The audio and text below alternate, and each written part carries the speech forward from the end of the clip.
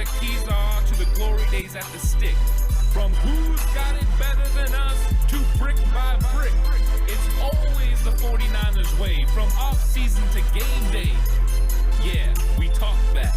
It's the 49ers Cutback.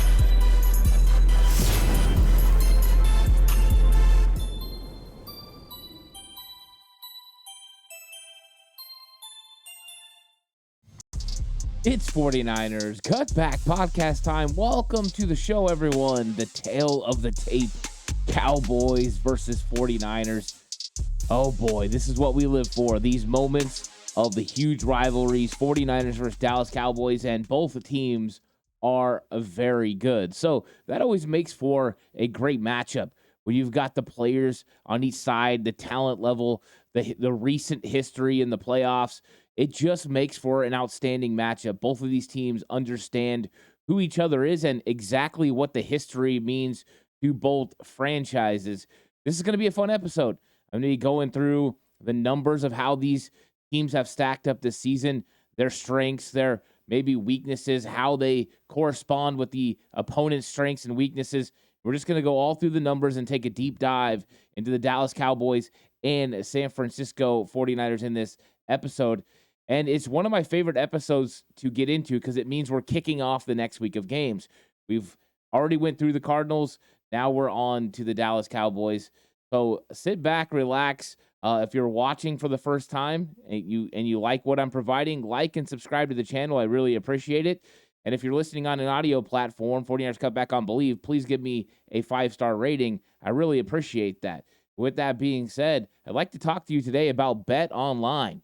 Football is back, and Bet Online is your number one information source for all your sports wagering info with all the up-to-minute stats, news, scores, and matchup breakdowns. Get the latest game odds, spreads, and totals from the NFL and college football at your fingertips with Bet Online's real-time updates on statistics, news, and odds. From week 1 all the way to the college football playoff and Super Bowl, Bet Online gives you access to the best football promotions and contests available anywhere online. Head to the website today or use your mobile device to get in on the action. Remember, use our promo code BELIEVE, that's BLEAV in all caps, to receive your 50% welcome bonus on your first deposit. Bet Online, where the game starts. And where we start is going through the numbers and just taking a quick glance at the record. 49ers, of course, 4-0, with the Dallas Cowboys being 3-1. The lone blemish being the game against Arizona. So the 49ers just played Arizona, and we know Arizona is a good football team. They definitely have some talent, and they execute pretty well. The 49ers were able to handle business because of a very efficient and effective offense that really never gave in to Arizona's defense. There was one punt in the entire game. The rest, 5 touchdowns for the 49ers. Dallas got behind in that game, and Arizona was able to hold on, winning 28-16. That is the lone loss for the Dallas Cowboys and the only common opponent for both the 49ers and Cowboys. Oh, wait, I take it back. The New York Football Giants as well. Both went 1-1 against the New York, went 1-4 and win the New York Football Giants. The Dallas Cowboys absolutely murdered them 40-0. So both teams handled that. So there has been 2 common opponents. Sorry about that. And then let's talk about points per game. Pretty much identical. San Francisco 49ers averaging 31.3 points. Dallas Cowboys 31.1. How did the 49ers do it? Well, they started off by scoring 30 in their first 3 weeks. Exactly 30 points in the first 3 games. And then this week against the Arizona Cardinals, they scored 35, 31.3 average. For the Dallas Cowboys, they went 40 against New York. Huge. 30 against the New York Jets, which is a pretty good defense. They went for 16 against the Arizona Cardinals and then 38 against New England. So they've been scoring above 30 points except for the one loss, which kind of illustrates a way to defeat the Dallas Cowboys is you got to hold their offense in check, which isn't an easy endeavor. That's for sure. They got a lot of talent there. So offensive yards per game, the 49ers are getting just under 400 yards per game between pass and rush, and we'll go specifically through those numbers as well. The Dallas Cowboys at 360, not a big difference here. These two teams are pretty close in a lot of categories so far. We can see record really close, points per game really close. Now offensive yards per game very close as well. So how do they do it? Rush yards. 49ers at 153, and of course the league leader at the running back position, Christian McCaffrey, with over 500 yards on the ground. He's also leading in rushing touchdowns, touchdowns from the running back position, and yards per game with 117 yards per game on the ground. Dallas Cowboys at 141. That's nothing to shy away from. That is a very impressive number on the ground. And, of course, they're led by Tony Pollard. And they've got a very explosive run game. He's got the speed. He's got breakaway potential. He's also a threat out of the backfield. A very talented Dallas Cowboys backfield. Of course, no Ezekiel Elliott now, but you wouldn't know that they have taken any sort of a step back because they really haven't. Tony Pollard has helped them elevate their run game, and he looks really good. In the passing game, the 49ers have been throwing for 245 yards per game. Brock Purdy, of course, went over 300 on Thursday night against the New York Football Giants with 310. And then against Arizona, 283 yards. A really spectacular 20 of 21 for Brock Purdy. Only one incompletion, and he was only sacked once in the game. So it's one of those things where Brock Purdy's playing at a very high level, and we're seeing the 49ers pass yards continue to elevate with his success and the continued evolution of Brandon Ayuk and the rest of his playmakers. On the other side, Dak Prescott just really hasn't been asked to throw a whole lot. When you have a run game that's as talented as they are, at a defense that's been playing as good as the Dallas Cowboys defense has, including getting a lot of takeaways, which we'll talk about in a minute, you have a situation where you don't have to ask a lot of your quarterback. And if you don't have to ask a lot, he doesn't have to do a lot. So right now, yes, the Dallas Cowboys passing game hasn't been as effective as I think a lot of people were thinking with the addition of Brandon Cooks. Cooks really hasn't had much success in Dallas. It's been very limited. Been mainly CeeDee Lamb.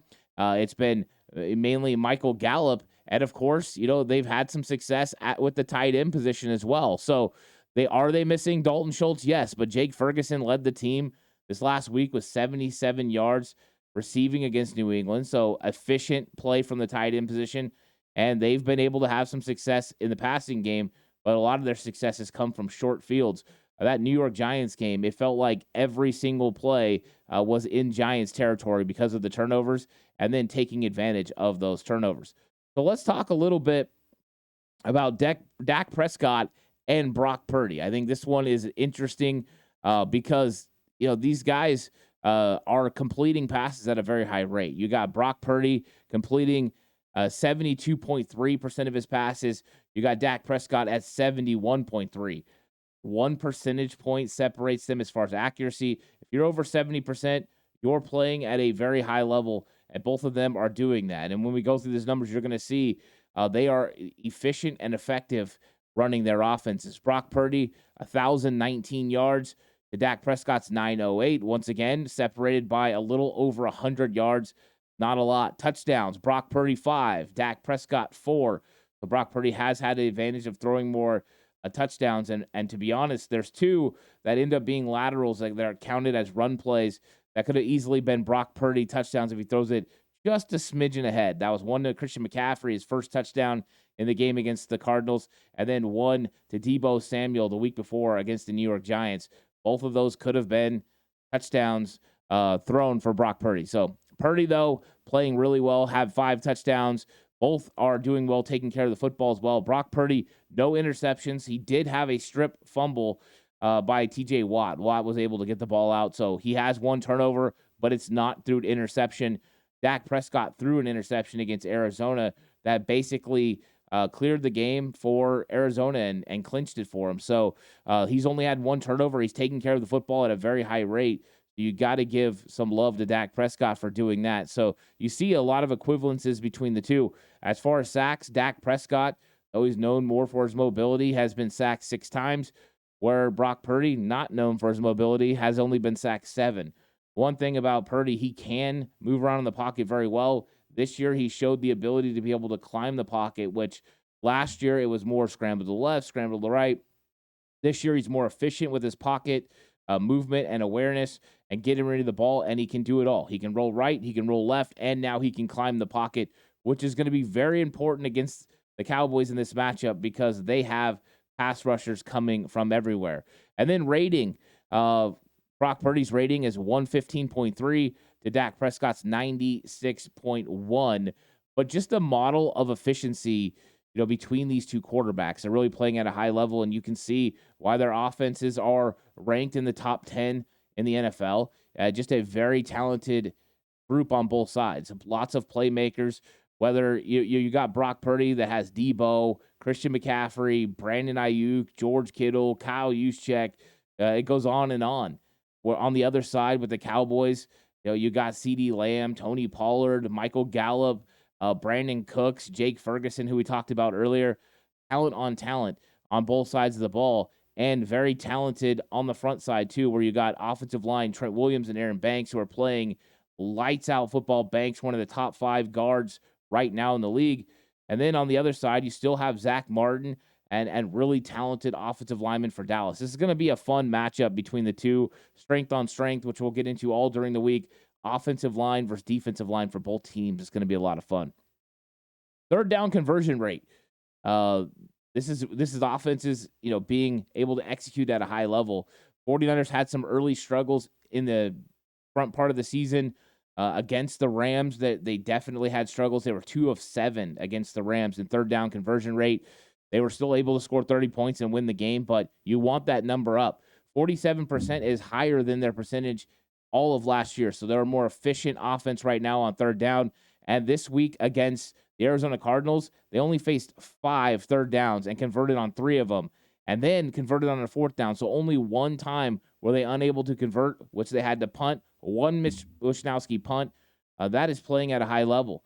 But Dallas Cowboys are nothing behind, nothing to be thought about as far as not being able to execute. They execute at a high level on third down. 51% efficiency rate on third down. That is very impressive. That is number 1 in the league, by the way. So the Dallas Cowboys, if they get to third down and it's 3rd and 5 and shorter, they have a really good chance of converting.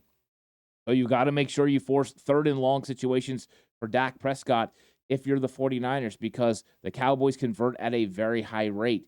And they're a very talented team. And so that's going to be interesting to monitor. But both offenses very effective on third down.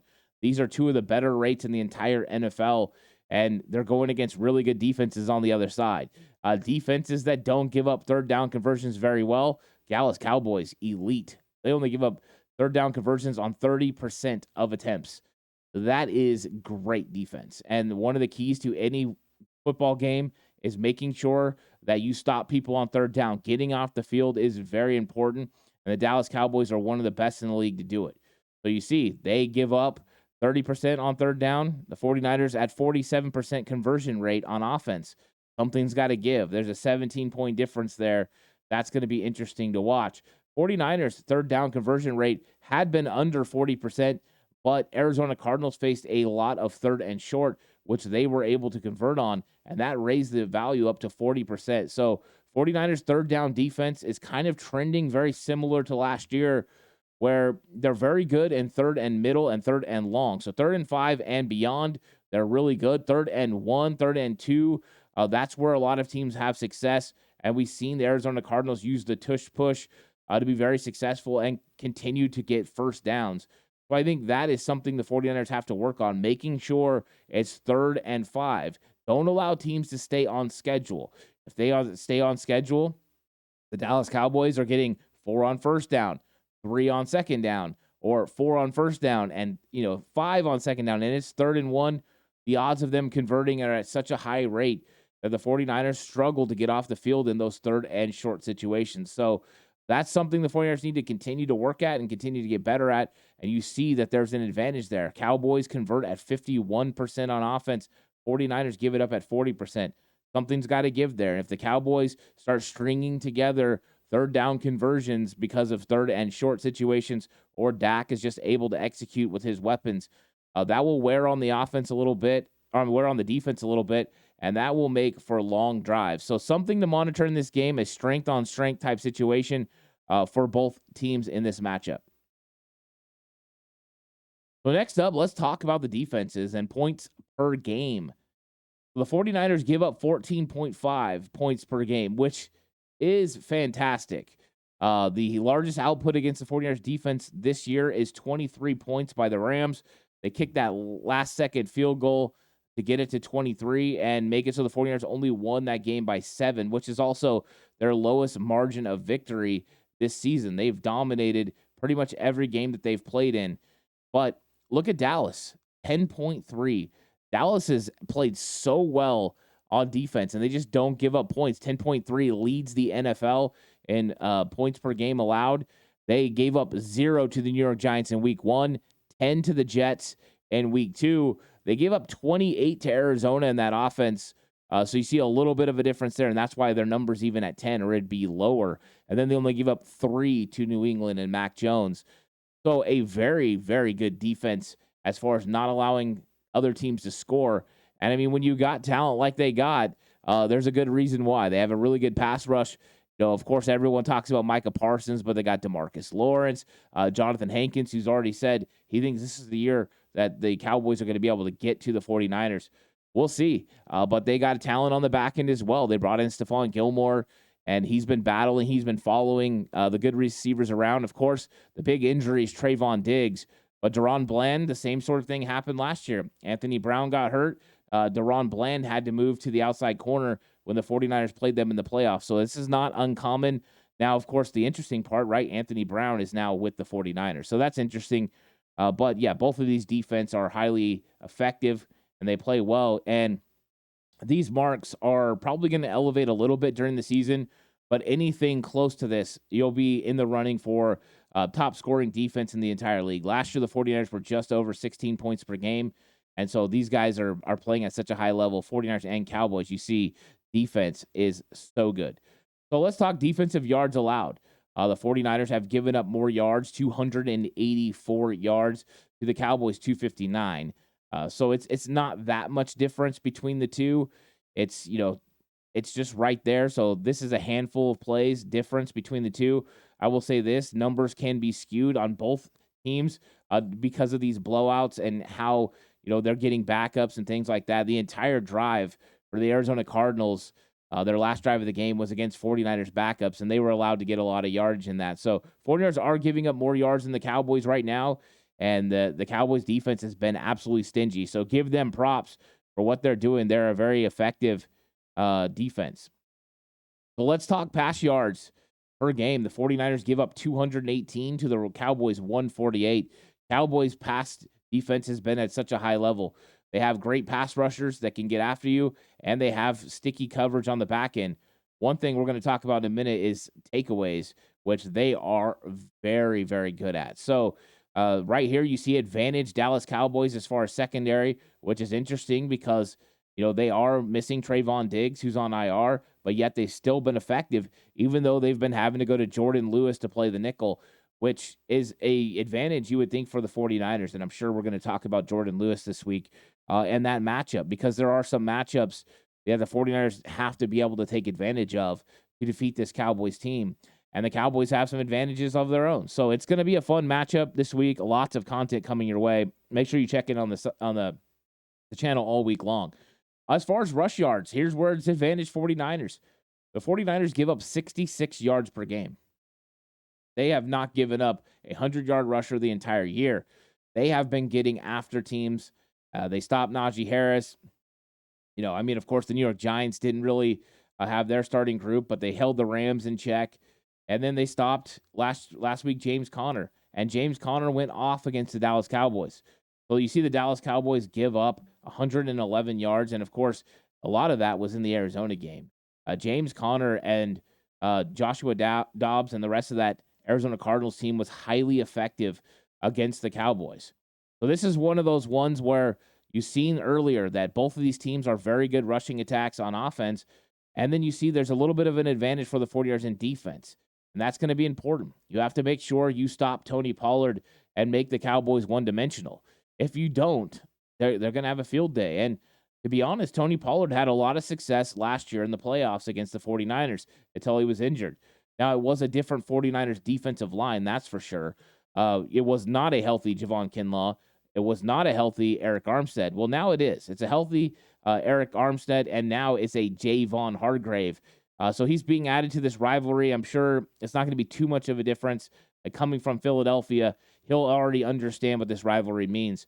But those two guys are going to be tasked with stopping the run on the interior. And, of course, Bosa and Cleveland Farrell on the outside.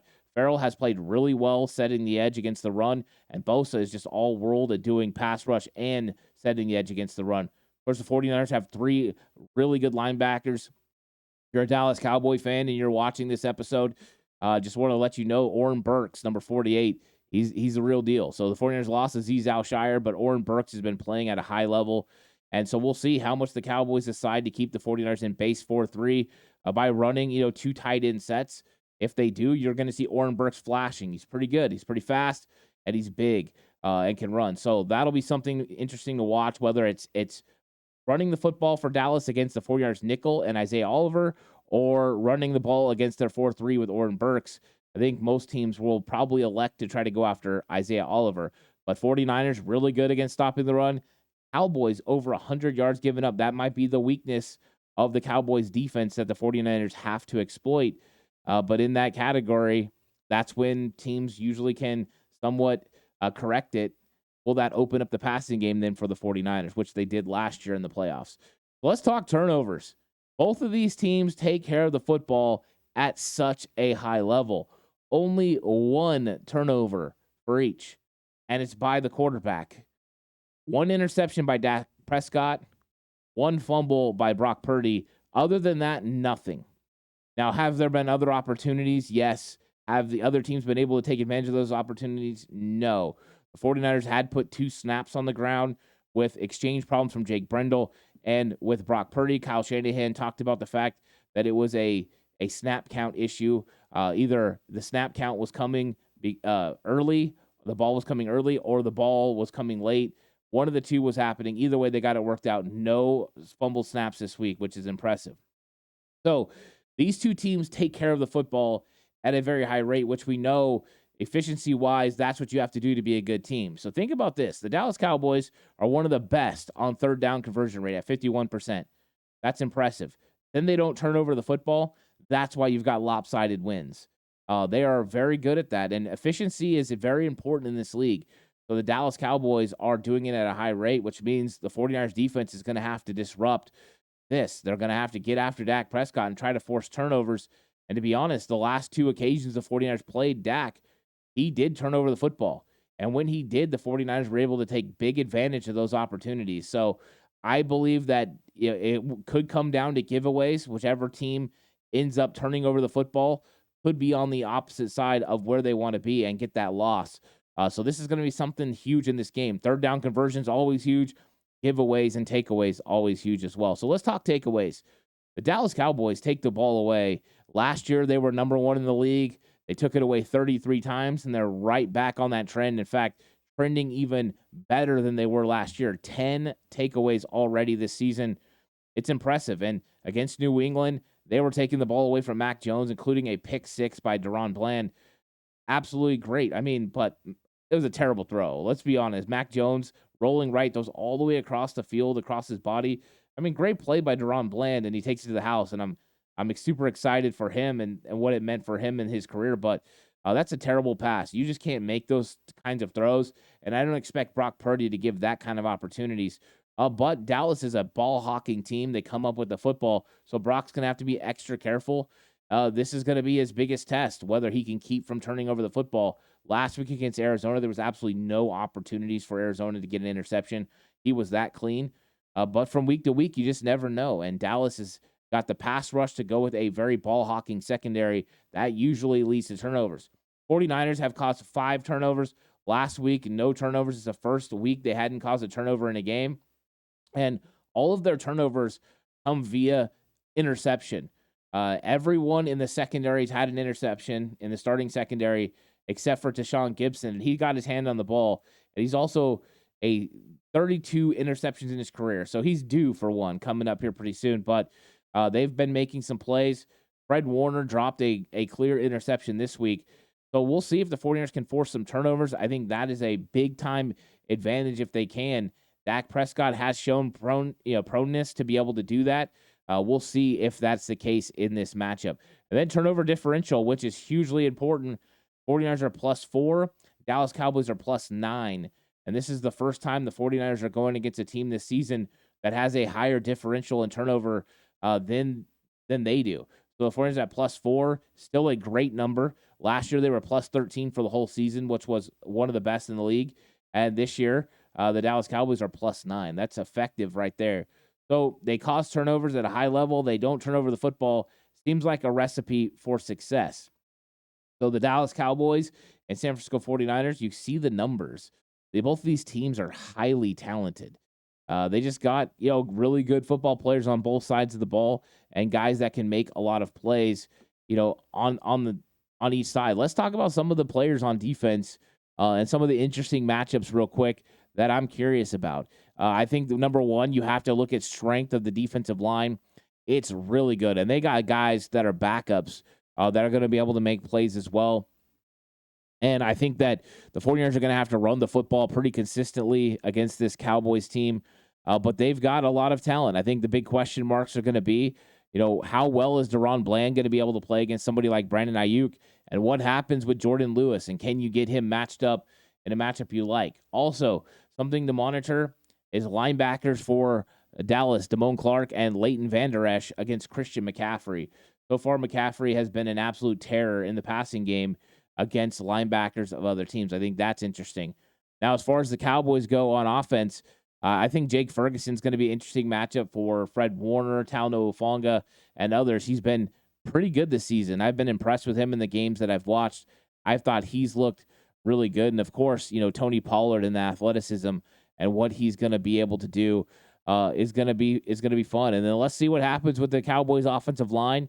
It looks like everyone's going to be back, and if they are back, full strength offensive line versus full strength 49ers defensive line is going to create some good matchups that we're going to be able to talk about all week. I'm looking forward to all of it. As far as things coming up this week, of course, I'm going to go through offensive key matchups this week, defensive key matchups. You want to come back to the channel for all those. And then, after the game, I'll be doing a live reaction show. But also, tomorrow on the PSF app, so on Wednesday, you can come over, download the PSF app from wherever you download apps, and come on over and join the 49ers chat room. You jump in. Me and Mark Adams are going to do our Red and Bold show. We're going to talk a little Arizona, and then we're going to preview the game versus 49ers versus Cowboys. So come on over, check it out, and interact with us in chat. You can live chat while you're there. It's a lot of fun. I hope you guys will all join us for that. You guys truly are the best. Lots of content coming out this week. 49ers versus Cowboys. It doesn't get better.